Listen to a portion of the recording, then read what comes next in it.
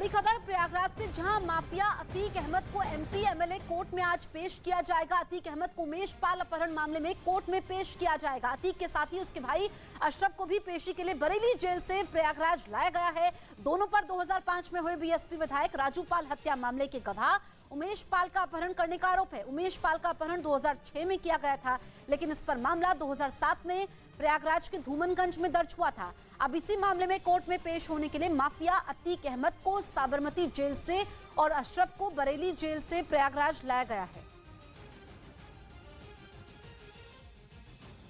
तो दो तस्वीरें आपके सामने हैं। उमेश पाल अपहरण मामले में प्रयागराज की स्पेशल एमपी एमएलए कोर्ट सुबह 11 बजे फैसला सुनाएगा। उमेश पाल अपहरण केस में स्पेशल जज MP MLA court doctor Dinesh Chandra Shukla फैसला सुनाएंगे। कोर्ट ने सुनवाई पूरी होने के बाद 17 मार्च को फैसला सुरक्षित कर लिया था। अपहरण मामले में आज अतीक अहमद को स्पेशल एमपी एमएलए कोर्ट में पेश किया जाएगा। अतीक अहमद को गुजरात के साबरमती जेल से कल ही लाया गया है। वहीं इसी मामले में अतीक का भाई अशरफ भी नामजद है, जिसे पेशी के लिए बरेली जेल से प्रयागराज लाया गया।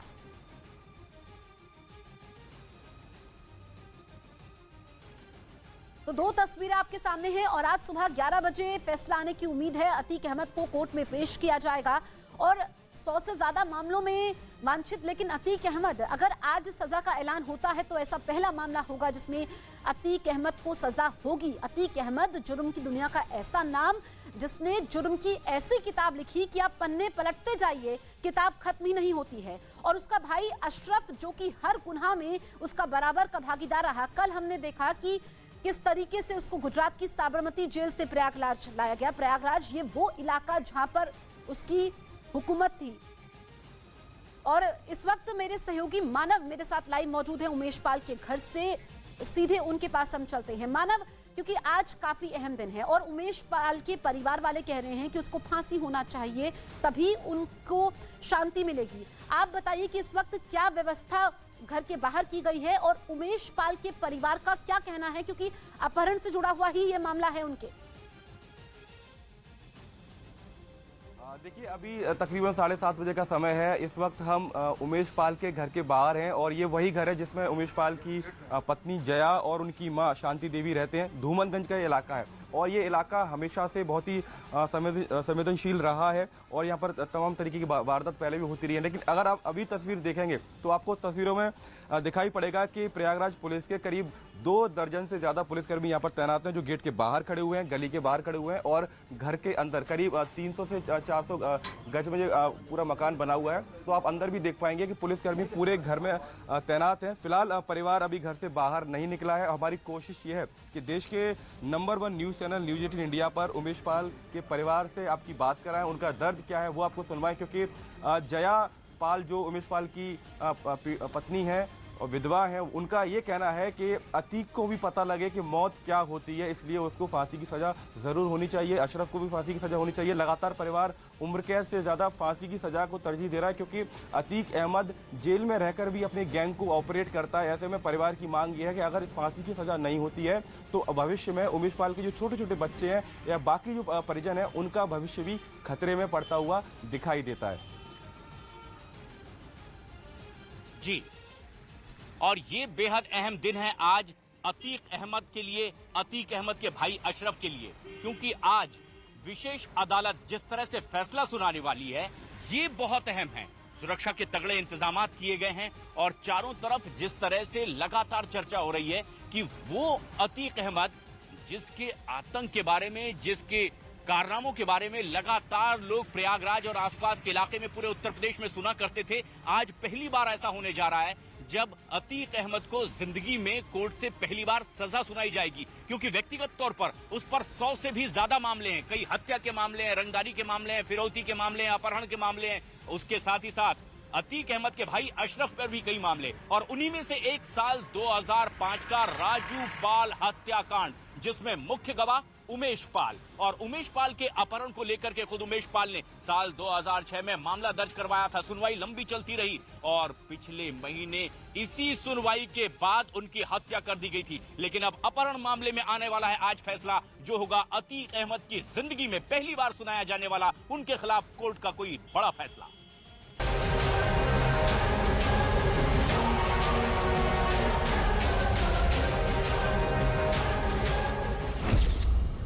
आज खत्म होगा 17 साल का इंतजार। माफिया अतीक अहमद के खात्मे का काउंटडाउन। आ गई फैसले की घड़ी, कोर्ट पर टिकी सबकी नजर। अतीक अहमद गैंग को मिट्टी में मिलाने की उल्टी गिनती शुरू हो गई है। अतीक और उसके गैंग का अब कानून पूरा हिसाब किताब करने वाला है। 17 साल पुराने उमेश पाल अपहरण केस में प्रयागराज की स्पेशल एमपी एमएलए कोर्ट में अतीक और उसके भाई अशरफ की आज पेशी होनी है। अगर कोर्ट इस मामले में अतीक और अशरफ को दोषी करार देता है तो दोनों भाइयों को पहली बार किसी मुकदमे में सजा मिलेगी। इसी मुकदमे की सुनवाई से लौटते वक्त 24 फरवरी को उमेश पाल की हत्या कर दी गई थी। हालांकि हत्या से पहले इस केस में उमेश पाल की गवाही हो चुकी थी। हालात ऐसे हो गए कि गुजरात की साबरमती जेल में बंद माफिया अतीक अहमद को प्रयागराज लाया गया। एक माफिया डॉन जिसकी दहशत से कभी पूर्वांचल कांपता था, वो प्रयागराज आने से थर-थर कांप रहा था। लेकिन आज उसी माफिया अतीक अहमद और उसके भाई अशरफ को कोर्ट में पेश होना है। अब किस मामले में अतीक अहमद की कोर्ट में पेशी होने वाली है, पहले उसे जानते हैं। 25 जनवरी 2005 को हुए बीएसपी विधायक राजू पाल हत्याकांड में उमेश पाल मुख्य गवाह थे। गवाही से रोकने के लिए 28 फरवरी 2006 को उमेश पाल का अपहरण हुआ था, जिसके बाद उमेश पाल ने कोर्ट में अपने बयान बदल दिए थे। अपहरण कर जबरन बयान दिलवाने के मामले में उमेश पाल ने 1 साल बाद 2007 में प्रयागराज के धूमनगंज थाने में अतीक अहमद, अशरफ और दिनेश पारसी पर मामला दर्ज करवाया। उमेश पाल अपहरण केस में स्पेशल जज MP MLA court doctor Dinesh Chandra Shukla फैसला सुनाएंगे। कोर्ट ने सुनवाई पूरी होने के बाद 17 मार्च को इस मामले पर फैसला सुरक्षित रख लिया था।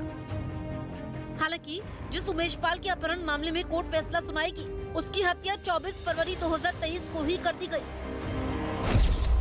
विधायक राजू पाल हत्याकांड के मुख्य गवाह उमेश पाल और उनके 2 सुरक्षा कर्मियों संदीप निषाद और राघवेंद्र की 24 फरवरी 2023 को गोली मारकर हत्या कर दी गई थी। इस मामले में उमेश पाल की पत्नी ने धूमनगंज थाने में पूर्व सांसद अतीक अहमद, उसके भाई अशरफ, पत्नी शाइस्ता परवीन, 2 बेटों अतीक के साथी गुड्डू मुस्लिम, गुलाम मोहम्मद और 9 अन्य साथियों के खिलाफ मामला दर्ज करवाया था। इस मामले में अतीक एंड फैमिली की मुश्किलें लगातार बढ़ी हुई हैं। अतीक अहमद को साबरमती जेल से तो उसके भाई अशरफ को बरेली जेल से प्रयागराज लाया गया।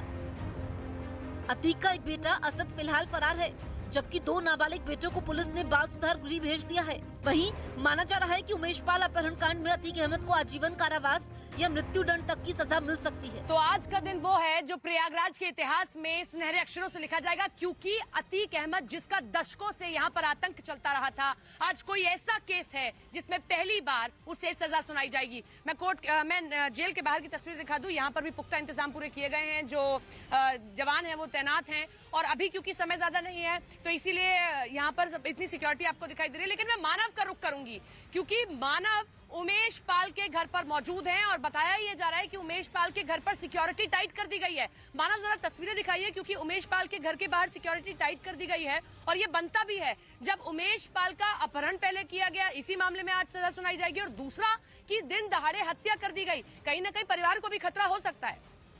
बने थे और उनकी हत्या कर दी गई। बिल्कुल सपना, परिवार को खतरा हो सकता है, इसीलिए यहाँ पर पीएसी के जवान तैनात किए गए हैं, प्रयागराज पुलिस के जवान तैनात किए गए हैं। और आप देखिए, हम आपको ये इलाका दिखाने की कोशिश कर रहे हैं कि ये उमेश पाल का घर है और यहाँ से छोटी सी संकरी सी गली जाती है जो पीछे की तरफ एक रास्ता जाता है। तो अभी परिवार अभी अंदर ही है, वो बात नहीं करना चाहते, जैसा हमको पुलिस की तरफ से जानकारी दी गई है। लेकिन हमारी कोशिश ये है कि उमेश पाल का परिवार न्यूज़ 18 इंडिया के कैमरे पर आए और अपना दर्द बताए, क्योंकि जिस तरीके से उन लोगों ने 16 से 17 साल इंतजार किया है और उस इंतजार के बाद उनको न्याय मिलना था अपहरण मामले में, लेकिन न्याय नहीं मिला। न्याय से पहले ही एक माँ ने, एक पत्नी ने अपने बेटे को खो दिया, उमेश पाल को खो दिया, पिछले महीने उनकी हत्या कर दी गई। तो अब ये सोचिए कि जिस मामले में न्याय मिलना है वो अपहरण का मामला है और आज अतीक अहमद और अशरफ अहमद को सजा सुनाई जाएगी, लेकिन अब वो व्यक्ति दुनिया में ही नहीं है जिसका अपहरण किया गया था। तो न्याय में भी देरी हुई है। परिवार को उम्मीद ये है कि फांसी की सजा सुनाई जाए, लेकिन जिन धाराओं में ये मामला दर्ज हुआ है उसमें अधिकतम सजा उम्र कैद है। तो ऐसे में अब देखना ये होगा कि कोर्ट क्या कहता है, क्योंकि अतीक और अशरफ इन्हीं गलियों में एक तरीके से खूंखार कुख्यात हो गए थे और ये वही पश्चिमी इलाहाबाद का इलाका है जहां पर अतीक ने अपना वर्चस्व बनाया। उसके बाद समय के साथ साथ वो फलता फूलता गया और उसने राजू पाल और उसके बाद उमेश पाल को अपना शिकार बनाया, ऐसे आरोप अतीक अहमद और अशरफ अहमद पर लगे हैं। तो फिलहाल यहाँ पर सिक्योरिटी पूरी तरह से टाइट है। पीएसी की करीब 2 दर्जन से ज्यादा जवान उमेश पाल के घर की चारों तरफ तैनात हैं, क्योंकि सुरक्षा का भी मामला है। और तकरीबन 11 बजे के आसपास उमेश पाल माफ कीजिएगा अतीक अहमद और अशरफ अहमद की कोर्ट में पेशी है, उसके बाद फैसला आएगा। तो तब तक ये सुरक्षा के कड़े इंतजाम यहाँ पर रहेंगे। हमारी कोशिश ये है कि हम उमेश पाल के पीड़ित परिवार से बात करें, उनकी पत्नी जया से बात करें और उनकी मां शांति देवी से बात करें, क्योंकि लगातार वो लोग ये कह रहे हैं कि फांसी की सजा नहीं हुई तो ये व्यक्ति आने वाले समय में बाकी बचे हुए लोगों के लिए भी जान का खतरा बन सकता है।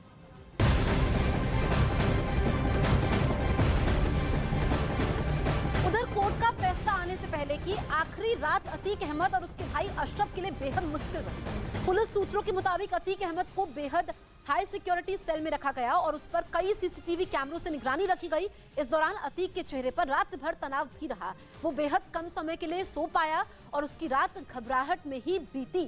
तो ये हम आपको बता रहे हैं कि कैसे उसकी पहली रात गुजरी, वो प्रयागराज जहां पर अतीक का आतंक हुआ करता था, लेकिन अब वो डर में है।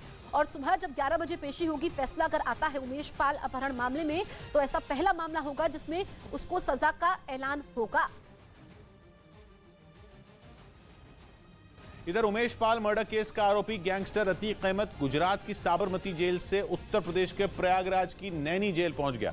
इसी जेल में उसका बेटा भी बंद है और उसके भाई अशरफ को भी पुलिस बरेली जेल से प्रयागराज लेकर पहुंच चुकी है, जिसके बाद दोनों को 2006 में हुए उमेश पाल अपहरण मामले में कोर्ट में पेश किया जाएगा। लेकिन अतीक अहमद के प्रयागराज की नैनी जेल पहुंचने से पहले ही वहां सुरक्षा के कड़े बंदोबस्त किए गए।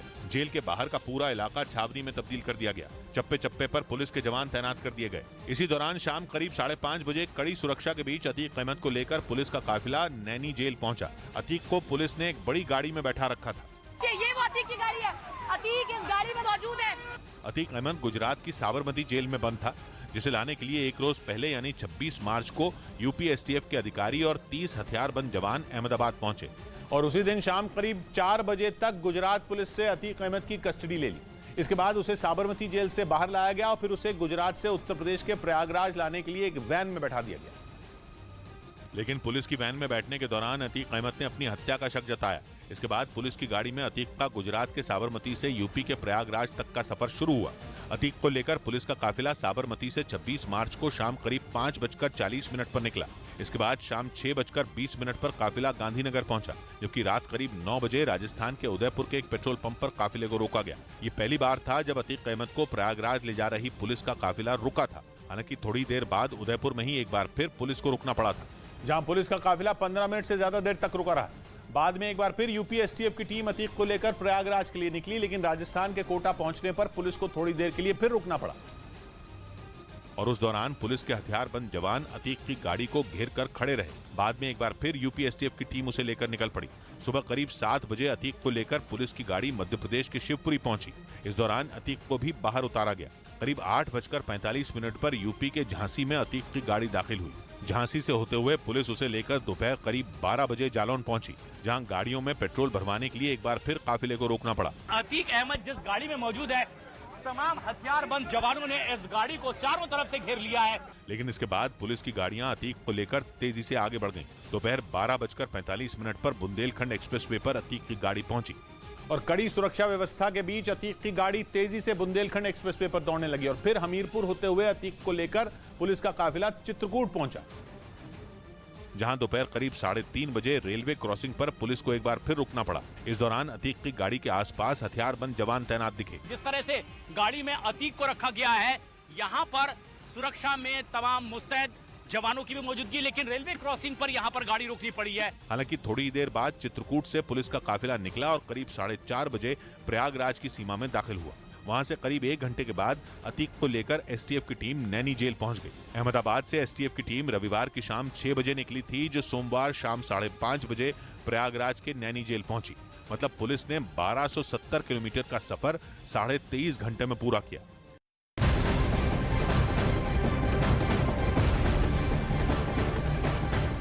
बेहद कड़ी सुरक्षा में अतीक अहमद को यूपी पुलिस की टीम साबरमती जेल से प्रयागराज ले आई है। अतीक अहमद को प्रयागराज की नैनी सेंट्रल जेल में रखा गया है। आपको बताते हैं कि जेल के अंदर सुरक्षा